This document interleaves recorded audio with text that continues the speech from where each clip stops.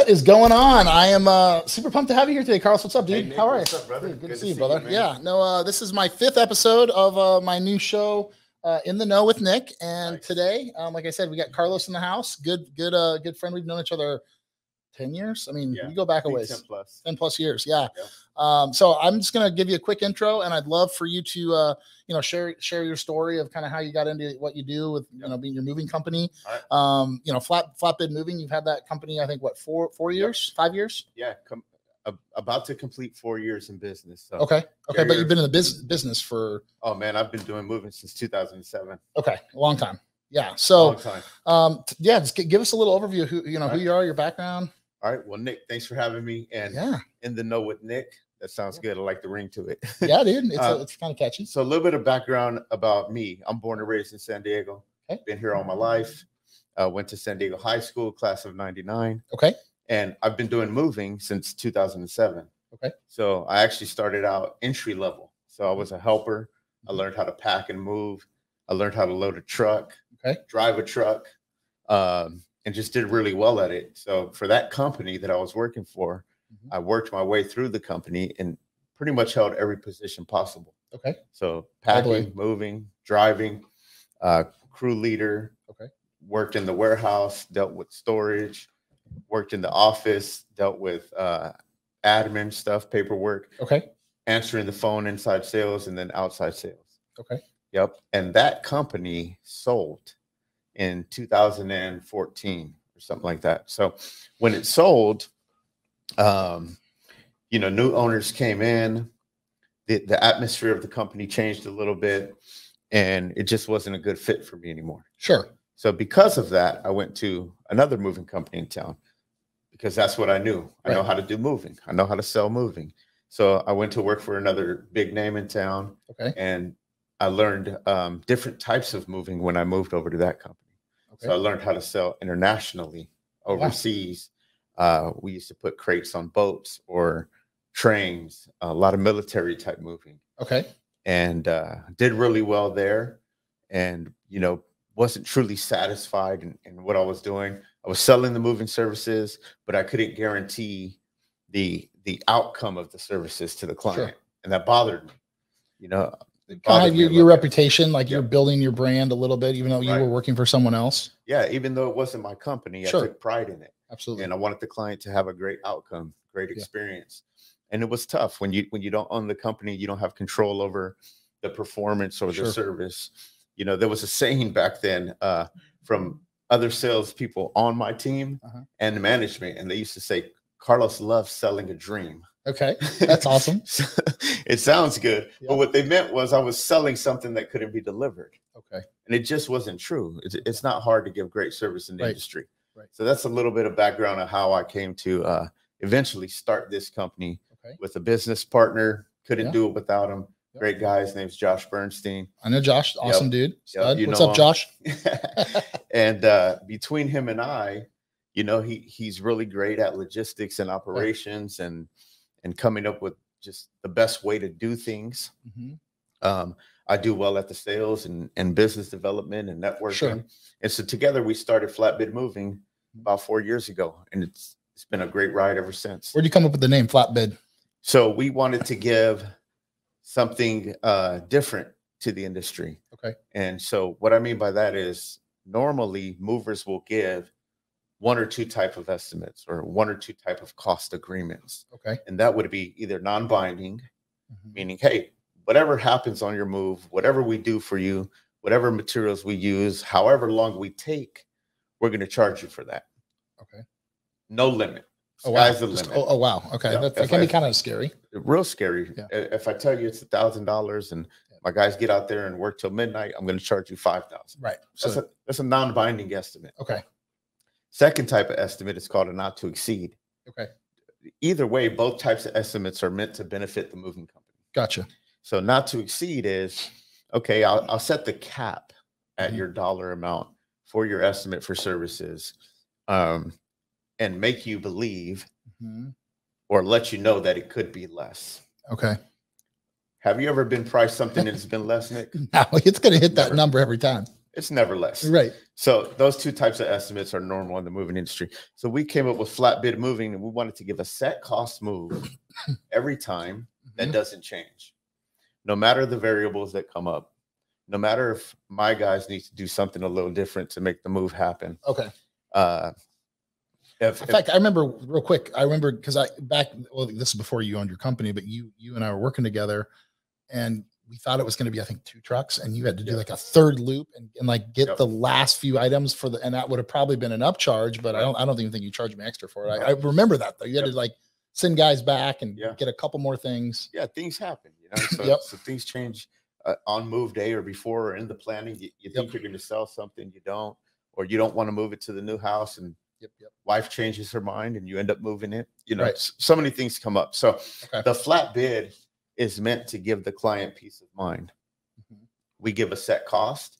We're going to do anything we need to do to get you moved properly, get you packed up if you choose packing, get you unpacked if you choose unpacking, and we won't change that cost. Okay, that's cool. So that's how we came up with flat bid. And that's pretty unique in the industry. It sounds like there's not a lot of companies that do a fixed cost up front. Yeah, kind of like a guarantee. And there may be some out there. I just don't know of them. Yeah. So it's pretty unique in San Diego. Okay.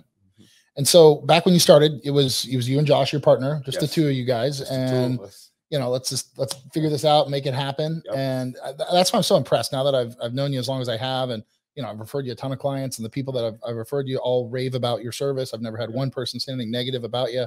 That's used you, that I've referred you. So I appreciate that about you, and continue to refer you. In fact, today I think I sent you another one. But point being, you've done a good job of building your business and making sure that your dream of making sure it goes smoothly for everyone is what you're delivering. Right. You've scaled. Like now, are you up to what? I think 4 trucks. We're up to 4 trucks. Okay. And when we started, it was Josh and I, and we were using a rental truck. Okay.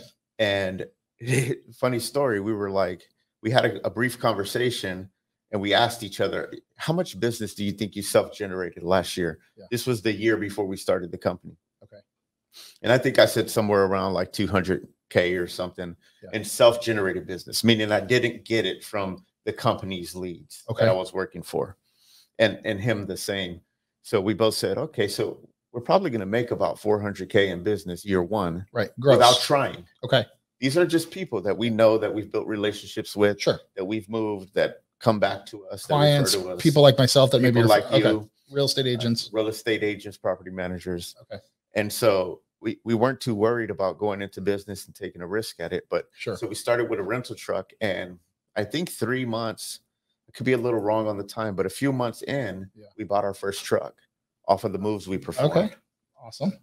And that was going great. So reinvesting in yourself and reinvesting in your business. That's a key thing right there. Absolutely. Reinvestment is key. Okay. And then you started hiring. You obviously had a crew. Like you started with a couple guys. Yeah. Started with a couple guys. Okay. And hired on as we needed it. Okay. But because Josh and I have been in the industry so long, we know who the good movers are. Right. We've worked with a lot of the good movers. Okay. So a lot of people that we've worked with, known, it's a natural thing. They wanted to come work with you guys. We brought them on. Yeah. And as we got busier using our truck and still needing to rent a second truck, that's when we bought a second truck. Okay. Scale, right? Yeah. So you just kind of, as you're adding more and more clients and your business is growing, it's like, all right, now's the right time. Reinvest, second truck, and then are you guys going to keep going? Is that as you continue to add on more? Yeah. So we hope to keep going. That's the key, is the growth. Okay. But to not outgrow what we feel we can handle. Sure. So there's going to be a sweet spot, right?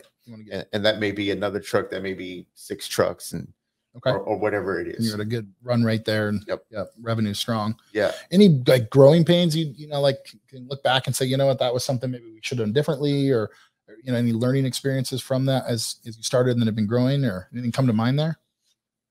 Just being smart. There's obviously like growing pains and learning experiences.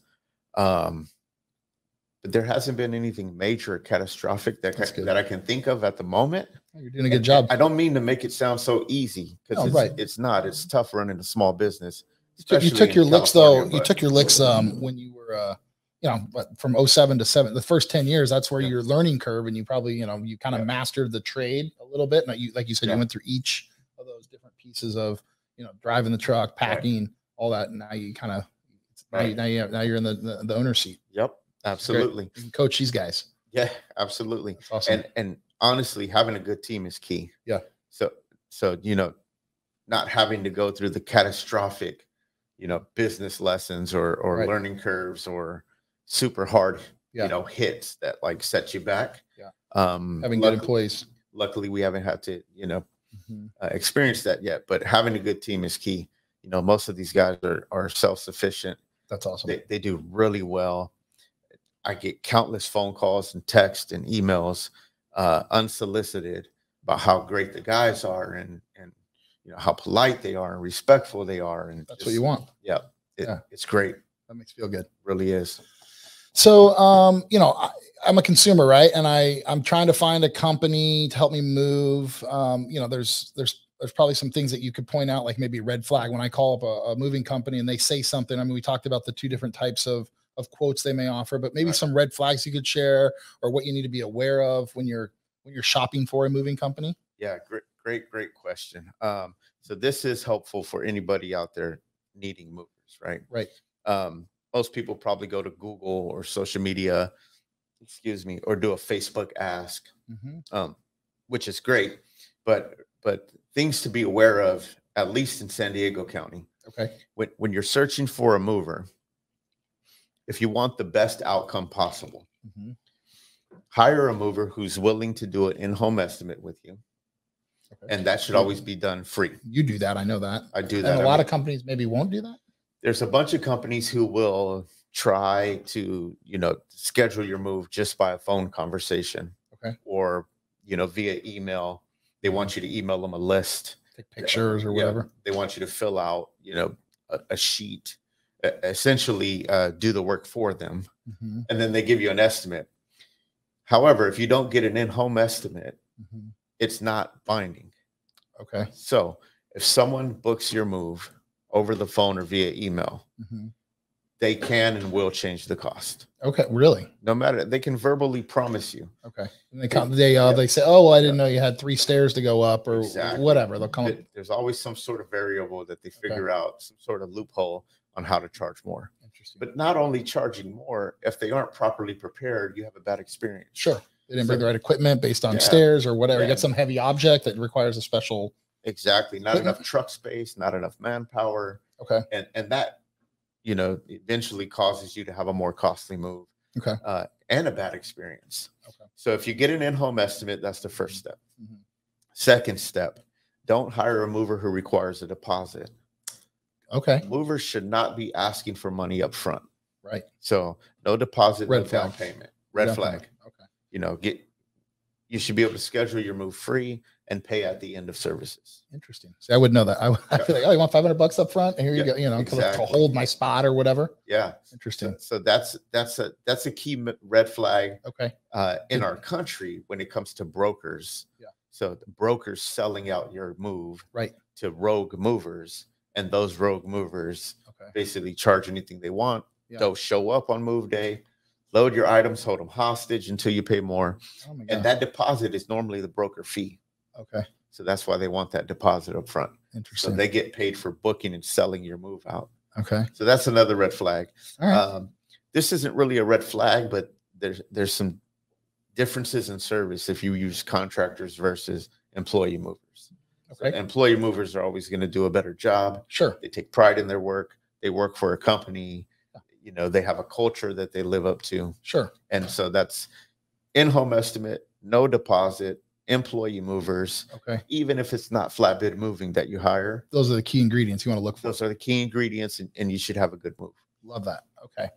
Let's talk about like some tips that, I'm a client. I know I've maybe hired you guys like before you come in to move. What are some like preparations or things that you guys like to see from the customer? What are some tips we can give the customer? All right. Good one. Helpful tips to prepare for your move for the movers before they arrive. If you have pets, maybe get them to boarding or get them put away in a bathroom. Okay. And with the door closed and a sign on it that says, do not come in. Cats in here, dogs in here, whatever. Just keep them. Exactly. You get the heavy dollies going in and out. Yeah. Fluffy, my cat, is in the bathroom. So if you have pets, you know, do something with them. They get scared. Right. You know, it's an unfamiliar situation for them, and we all love our pets, so take care of them. Preparation in terms of getting your key items together so they aren't lost or misplaced in the move. You know, car keys, wallet, checkbook, purse, eyeglasses, prescription medications, anything important. If you have kids and important documents, you know, they can't be without their iPad for an hour. So, keep all that stuff in its own little spot. Yeah, get it all together, you know, get a travel bag together, get those important things to the side so the movers don't accidentally move them. Or pack them if you're having them pack and move them. Right. So those are real helpful tips. On getting ready for a move. Let's talk about like some crazy stories. Like maybe like, I don't know, give me an example of crazy stuff you move, you know, just kind of off the wall. Anything come to mind? I'll give you two. Okay. I'll give you a crazy story first. Okay. This one shocked me. Okay. But blew my mind when it happened. But when I was a mover, I show up to a client's house. Me and the crew show up about 8 a.m., knock on the door. She opens it. Hello, miss. I'm Carlos. This is my crew. Yeah. And she goes, okay. Right away, she's got this serious look. She's like, I need you guys to clear this place, except my husband's closet, by 4 p.m. I need you to pack it. I need you to get everything out of here. We're on the clock. We're on the clock. Okay. If you do it by 4 p.m., there's going to be a bonus in there for you. She was so serious. I said, okay, ma'am, give us the walkthrough. She showed us through. Big house. It's a big house, yeah. And I go, is there a reason why we have to be out by 4 p.m.? She goes, I'm clearing this house. I want my husband, soon to be ex-husband, of course, to show up, quotation marks, from his golf trip to an empty house. Okay. I'm tired of him cheating on me. Oh my gosh. His golf trips. His golf trip. Okay. So me and the crew did it, man. We packed it up. We got it out of there. She was happy. And it was just crazy walking out of that place and only seeing men's clothes hanging in the back closet. Oh my gosh, that is kind of a nutty story. Kind of almost eerie a little bit. Yeah, I almost felt like poor guy, but then I said like, well, he probably did something to deserve it. So sure. So that's a crazy story. Okay, that's a good one. There's plenty more, but I won't share them today. Sure. And then the craziest item I ever personally handled and moved were these hand-painted Russian icon paintings of like Catholic saints. Okay. And I believe, I may be off here, but they were maybe a couple 100 years old. Holy smokes. Really old. Wow. Really brittle. And they were valued at about $250,000. Oh my gosh. And there was a collection of them. How did you, I mean, you obviously, is there like a special way to even handle these? And so you got to put on the I forget what they're called, but they're special gloves. That don't no oil no oils, no chemicals. Sure. And then we got foam, and our warehouse guy custom built these foam holders for each piece. Oh wow. And then we took that foam and put it into a custom created box. Okay. And then shipped those boxes to New York. Wow. Yeah, it was pretty crazy. That is crazy.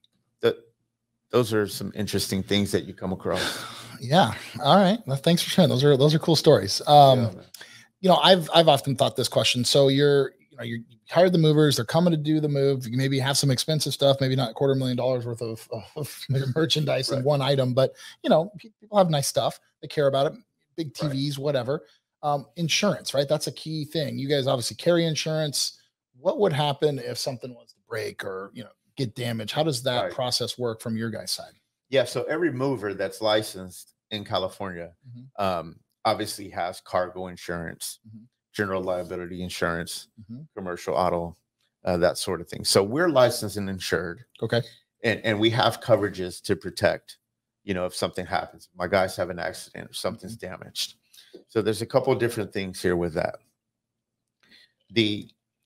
The movers are liable. We are liable at a state regulation to only provide 60 cents per pound of the damaged item. Okay. This isn't much. No. Right? You have a big screen TV. It's $2,500 TV. It weighs 50 pounds. Right. So if we break it, you get $30. Okay. That's not going to work. It's not going to work at all. Right. And that's at the free coverage. Okay. We're just required to provide that at a minimum. Okay. We have a second option. It's called a full replacement value coverage. So you purchase it. We're not selling insurance. We're not an insurance broker. We can't sell insurance. but we sell replacement coverage. Okay. So you give us a dollar amount, and then we give you up to 30,000, 50,000 okay. worth of replacement coverage. So I know what my stuff's worth, 50 grand, 30 grand, 100 grand. Exactly. And then you bind it for that amount. Yeah. So you purchase it, you pay an extra fee to us. Okay. Something happens to that big screen TV, right. we buy you a new TV. Okay. So there's two options there. I normally go over those options with my potential clients. Sure. You know, most movers don't even bring up the coverage. Oh, really? Oh, interesting. Yeah, well, but I have high confidence in my guys. Yeah. I mean, yeah, the probability of something breaking or whatever is probably pretty low, but it feels good to know, you know, you have expensive stuff. Yep. That comfort level. Well, exactly. So there's obviously a whole spectrum of moving companies and services. There's the fly-by-night, two guys in a truck. They're super cheap. Found them on Craigslist, whatever, hourly. And then there's, you know, the local professional like you guys. You got the big companies. Let's talk kind of like the categories of moving companies and, you know, maybe the pros and cons of each a little bit. Yeah, let me cover on that. So you obviously have the big name companies, sure, which I've worked for a few of them in town. Okay. And you know, those are your semis. Semi trucks, van line companies. Yep. Been in business 100+ years. Right. Some of them really great companies at their specific specialty. Okay. So they're really well known for military contracts. Okay. Or, you know, international shipping. Sure. That sort of stuff. Yeah. But when it comes to local moving, what I found in the past is most of those big name companies use contractors for their local moving, for their in-town moving. So normally they're overpriced or they're outrageously priced on in-town moving. Because they have to pay their contractor, they have to take a cut themselves. Okay.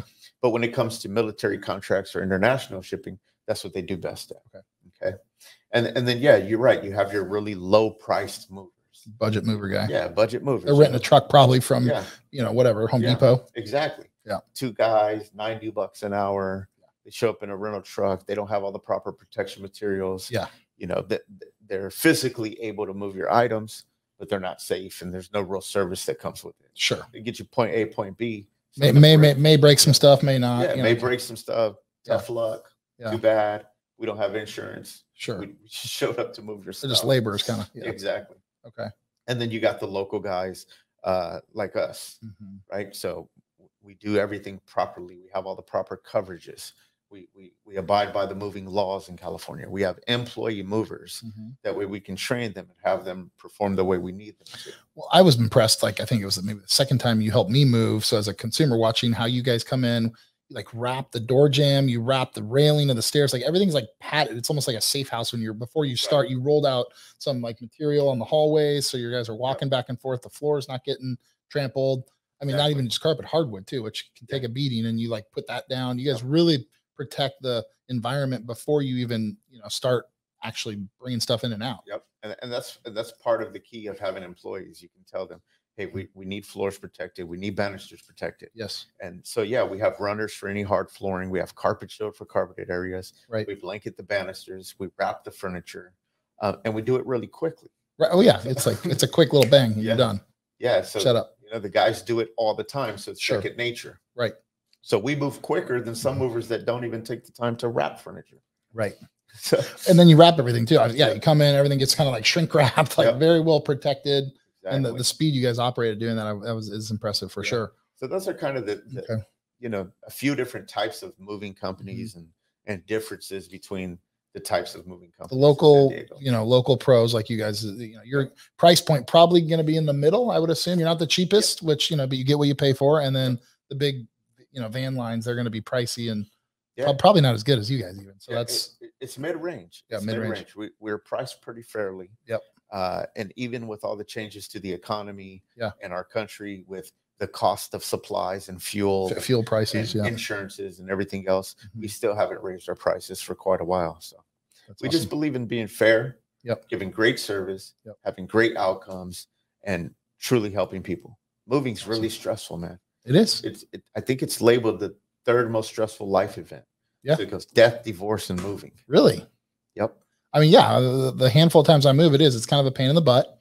You know, it's like getting a prep for it. And it's nobody loves to move. It's like, it disrupts your daily life. Disrupts everything. Disrupts your schedule. Put everything away. And then you got to go in and take it all back out. Yeah. It's yeah. So on top of that overwhelming situation, imagine having some guys show up half drunk or maybe under the influence of drugs. Yep. Or, being rude and disrespectful, careless with your items. Some people can't handle all that at once. Well, that's a great segue. Like talking about like etiquette, right? There's etiquette for the homeowner that's having their stuff moved, like what they maybe could do to make the experience better for the movers. And then you also got the movers and what etiquette you were talking about, manners, like what etiquette is that maybe you instill in your guys that are coming in to move someone. Let's talk a little bit about that. Yeah. So,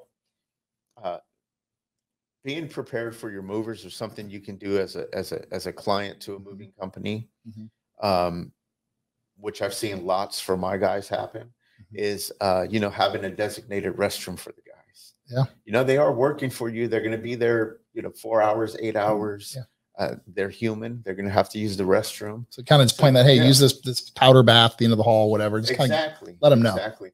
It's really nice when you walk into a client's home and they say, hey guys, I got this restroom ready for you down here. It's the downstairs hall bathroom. Sure. That's for you guys. No need to ask each time you go in. Just go ahead and use it. I got a cooler of waters for you in the garage. Yeah, they're working hard. They're sweating. They're, Yeah. In the back fridge. Yeah. Let me know if you need anything. That's really, really nice and kind when you do that to your moving crew. Sure. And then they want to do better for you because they feel the appreciation and the recognition. Well, it is a service industry, right? I mean, they're working hard. I always know, I believe in tipping people. I tip well when it's that you feel that like, wow, these guys went above and beyond. You want to appreciate that and show them, when you go out to dinner and you have a nice meal and the service was impeccable, give a little extra or whatever. I never know with movers. And I think a lot of people question, like, what is, it's like a hairstylist. Well, how much are you going to tip them? Or a waiter, it's 20%. Like, what's kind of like, is there a rule of thumb or is it kind of, I know everyone has, some people are cheaper than others, but can you give like kind of a gauge on what would be good tips? Yeah, there is a good gauge. So tipping in the moving industry is customary. Okay. The service industry, guys are working hard, especially my guys, right? They're not taking their time to earn more on the hour, right? Because they know the job's flat rated, right? So they're working hard and they're doing their best to get your job done. So tipping is super appreciated. It's customary. On range, I've seen the lowest tip, $20 a person on the crew. Okay. And I've personally been tipped up to $300 a person. Wow. On a crew. Okay. I don't expect that. Bigger job, I would assume, for $300 a head, because it was a crew anywhere from three guys up to like 4 or 5. There was 4 of us. 4 of you on that tip. But $20 to $80 a person is pretty average. Okay. For a tip. Okay. And and then mover etiquette. It's real important that to earn the tip, right? Yeah, and it's real important for us how our movers perform. So they're in uniform. They all have on the same t-shirts. Okay. Hygiene's important. Yep. Clean, shower, wear deodorant, right. Brush your teeth. Sure, basic stuff, but basic adult, basic adult hygiene practice. Right. But you'd be surprised in the moving industry. There's some questionable characters out there. Of course. So hygiene, uniform, and then our guys are really polite. They always say please and thank you. They ask you, is there anything else they can do? Yep. They do a walkthrough with you. Sir, ma'am, can you walk through the house, make sure we got everything for you? You might ask them, oh, I forgot about this piece. Can you help me with it? Yeah. Sure, no problem. Where is it? There's no fuss. There's no pushback. There's no, sighs or making facial expressions like, oh, this person. Yeah. Not like that. So mover etiquette is key to client experience. Absolutely. Well, it goes a long way too. At the end, when they get to the end, you're impressed by everyone's etiquette and how they treated you. Right. That's you want to take care of them. Absolutely. So that's killer. You touch on this. So you have all employees. You hire employees. No contractors. Like those are correct. There's 2 subsets there. Certain moving companies, I'm sure, would probably outsource and use as day laborers or what have you. The benefits. Pretty obvious to me, but the benefits of having employees. Let's talk a little bit about that. Yeah. So like I said before, having employees, you're able to train a team. Another key point of having employees is they begin to build relationships themselves. Sure. Within the crews, with the crew members. So they become friends. Right. They build bonds. They build relationships. Yep. So it's almost like working with your buddies. Yeah, it's a brotherhood or whatever. Yeah, it's a brotherhood. So these guys work together all the time. they tease each other. They have fun on the job. Right. They create, you know, a team atmosphere on, they know who wraps furniture best on that team. Right. So that's the guy inside. Your wrapper guy. Yeah. They know, you know, Tico or Ramiro. These two guys, they know how to load a truck really well. Oh, dude, I've seen, it's like Tetris, man. Yeah, so they're gonna puzzle the truck. They puzzle it all in there, and just it's like, yep. And then they just know who's really strong. Yeah. You know, oh, grab Jesus, man. This armoire is heavy. Yeah. Jesus comes get the muscle. Man, this guy's strong. Yeah. You know, he's an ox. So you got all the team members that know each other, get along with each other, and have their really specific skill sets. Okay. So it just works really well when you have employees. Yeah. Not to say that there aren't good contractors out there. There are. I've seen some great contractor movers, but most of the time, contractors are just, you know, plucked for that specific job. Sure. So you might have 3 guys show up to a 3-man move that have only met that morning. Right. So how does that flow work? You know, a little more clunky, and everyone's just kind of doing their own thing. The job ends up going longer. Sure. Or the personality types may not match. 2 alpha dogs. When one's telling one guy to do, the other guy's trying to tell him back and forth. I've seen contractors fist fight on jobs. Oh my gosh. So it's a little scary. Yeah. No. Okay. You know, social media. I see a lot of your stuff online. You do a fabulous job of promoting your company. I enjoy like all the little, like, you know, reels you put out and things like that. Let's talk about, you know, how small business owners like yourself are able to leverage social to either grow your market share, grow your brand. Yep. You do a really good job with that. You know, tips on that or things that you find that you do. Yeah. And I'll start by saying that I wasn't a fan of social media before starting this company. I didn't. So up until 4 years ago, I didn't have a Facebook. Okay. I didn't have an Instagram. Okay. I didn't have a LinkedIn. Okay. And I just didn't partake in social media. Hey, it was just, you know, my personality. Yeah. You know, having a good marketing person on your team is key as well. When you're a small business owner, you know, they're a professional in their field. Right. So, you know, smart people can figure out some of this stuff, but having a professional in that field is key. That's what they're doing. Yeah. So, you know, having a website, SEO, and, you know, that type of person being on your team is key. Mm-hmm. So my marketing guy actually told me, and you got to create social media pages, and then we're going to link the business pages. Okay. And this helps in the sense of you're a real company to the online world. Right. So if you type in flatbed moving, and then you see, you know, post on Instagram or Facebook post or a LinkedIn, the website pops up. So you begin, you know, noticeable. Well, that's where people hang out. Like if you know, hey, you got a recommendation? Yeah, call this guy Carlos Flatbed. You know, I'm going to go Google you if I don't know you, and then I'm going to start seeing all this stuff, and then I'm going to be. I mean, they're going to be impressed. Be like, wow, these guys are first class. I see the other jobs they've done. They're talking about their employees. You brag on your employees, which I think is cool. When they do a good job, you're showcasing them. You know, so it helps tell your narrative and your story to someone who has no clue who you are. Yeah, that's a great point. So I've been referred tons of times, and before they contacted me, they actually researched. I think most people do, right? They want to read reviews, look people up. It's the gospel of Google, you know, just type in Google and gospel of Google. I'm going to look you up before I call you. Yeah. So it's great to have those social media pages that are active with recent posts and recent stories. Because it's just a little background into who your company is and who your guys are. Yeah. And yeah, so I strongly stand by social media. Well, you do a great job with it. We kind of wrap up here. Lenders, real estate agents. Obviously, that's, you know, I'm a lender. I refer you, you know, all the buyers I work with. I want them to reach out to you and get a quote. Real estate agents in the community. Obviously, you work with them. Yes. For networking purposes, let's talk a little about how you network outside of social media within the lending, real estate, other industries you work with. You know, what avenues do you work on to try and build your network that way? Yeah, so I'm part of a pretty strong networking group called BNI. Okay. Yep. Okay. So awesome. You know, our chapter's out of Carmel Mountain. Okay. So it's great to have a team of professionals that you know, that you have real relationships with, that can refer to you, but also you can get help from when you need as a small business owner. Right. You know, we all go through things and we need some help, and it's great to have that strong network. So I do that. Okay.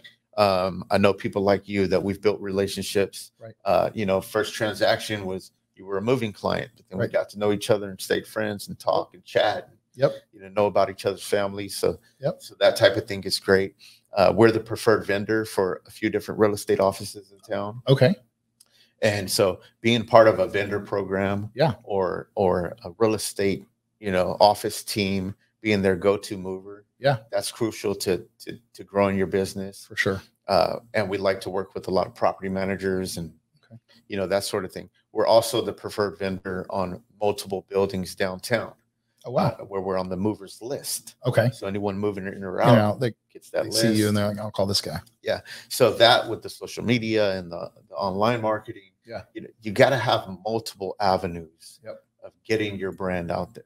Totally. And multiple, you know, avenues of leads coming in. Absolutely. So that's what we've done really well at so far. Yeah, you guys do network well, and it's huge. You know, for those that are listening, you know, being able to identify who your audience is, whether, you know, from a networking perspective, and you know who your audience is, and you've done a good job of leveraging that and building it. So that's awesome. And I want to throw one more thing out there. Yeah. About networking and building business relationships. That's going to seem odd to most movers in town. Okay. Except for the ones that I'm talking about. Okay. So I don't throw names out there, but we actually collaborate with other moving companies. Brilliant. Yeah. I talk to other lenders, other companies, you know, share best practices. Yep. We actually work with other moving companies. Okay. If we're extremely busy, there's a couple other movers in town we know that are great. Yeah. Equal type of service. Sure. Well, so we'll refer to them. Or there's a job that they can't handle because it's not within their skill set. Yep. They'll call us. So working with other, you know, companies within your field, I believe is one of the best business practices you can do. It's huge. Even in my space, like, you know, all the different states that I'm licensed in, you know, I get loan officers that'll call me and say, hey, I can't do help a client that's in Texas and I'm licensed there. So they'll refer me a client and I'll help them, you know, buy a new home in Texas or where, you know, so it's that cross connect and you know, helping one another that way is cool. Yeah. You know, one thing we didn't touch on, I think it's become very popular is the storage pods and the utilization of, you know, there's different types of ways to move. You know, I see those a lot where those be parked in a driveway. Let's talk about the different storage options, whether it's the pod mover or you guys drive to a storage unit. Let's go through that for a minute. Let's do it. So storage became really popular when the housing market boosted. Okay. You know, the COVID year in 2021. Yep. So I think that like 24 months of just houses going crazy on the market, right? So, you know, multiple offers, house sold within hours or within the weekend. So folks were selling their home, making good money on it, but then they had nowhere to go. So the storage industry blew up. Okay. So you know, we had to kind of adjust for that. So we were like, okay, without a warehouse at the time, how do we do storage? So we partnered, like I said, we partner up with other like companies. Okay. We partnered up with a portable storage company in town. Okay. And I will shout them out because they're amazing. Their name's MyBox. MyBox. Okay. MyBox. MyBox. Yep. Great guys. Cool. So we partnered with them. They rent out portable storage containers. They drop them at the client's home. The clients need professional movers to load them. Sure. They store them away. Then when they get in the new place, we unload them. Okay. So we work with them. Nice. We also can pick up the client's items, load them in our truck, and deliver them to a self-storage unit that the client will rent. So if you go get a place at Public Storage, 10 by 20 or whatever you need. I need some gear dropped off. Yep. We'll come protect your items, load up the truck, take usually bigger items, not like my golf bags, but like, you know, something that's like clunky or big. Some folks do their whole home, everything. Oh, really? And we'll move into a furnished rental until they find a new home. Okay. So you're packing, you're dropping it. Okay. That makes sense. And now that we have a location, we store items at our own location. You have your own warehouse. That's killer. So that's how we, you know, attack storage. But there's different options. Like the container option is good for if I'm working with a real estate agent and he's saying, hey, I want to get listing pictures. Right. But I got to get my client's home decluttered. Right. So I'll get a container there. We'll pack up 10 to 15 boxes. Okay. Take out a few pieces of furniture. Sure. The realtor will do listing pictures, sell the home, and then we'll move the home and redeliver the storage items. Okay, got it. So there's folks that want to remodel the downstairs only, right, but not the upstairs bedrooms. Right. We'll clear out items for storage. Okay. They'll remodel a month later, bring them back. Okay. So it doesn't mean you have to be moving for storage. We lots of different varieties of why you would do that. Yeah, and even you know, after storage, it brings up the topic of like other services. If I could jump into that. Yeah, sure. So we do dump runs. Okay. So recently, during this whole COVID thing, I keep bringing it up, but it's caused a lot of changes in the industry. Sure. So COVID made it really hard to donate to donation places like Advent's, Father Joe's, Goodwill. There was a point where they couldn't accept anything else. I remember that. I was trying to donate. It was a nightmare. Man, or they didn't want to accept items because of, you know, health reasons. Right. So everyone just started saying, I got to get this stuff out of here. Yep. We'll go dump it. Okay. We created a contract with Miramar Landfill. Okay. So we load up, we go do dump runs. Okay. So we do dump, we do clear the clutter, we do storage, we do packing, moving, unpacking. Do it all. Custom crating. So that's very specific.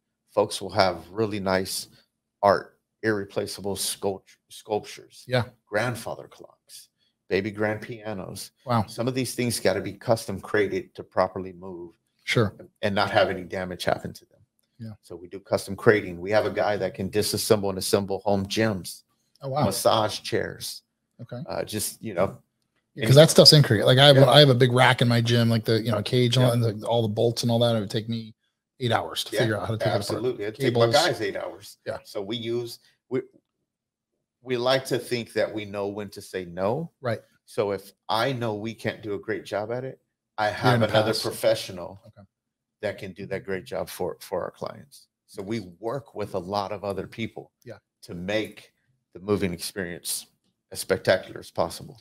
You guys do a great job. I'm stoked to have had you come hang out with me and kind of educate us on the moving world and all the different pieces of it. I'm gonna keep sending you people and just keep doing what you do. You guys do a great job. Love you, brother. Likewise. Appreciate all right, brother. We'll talk to you later.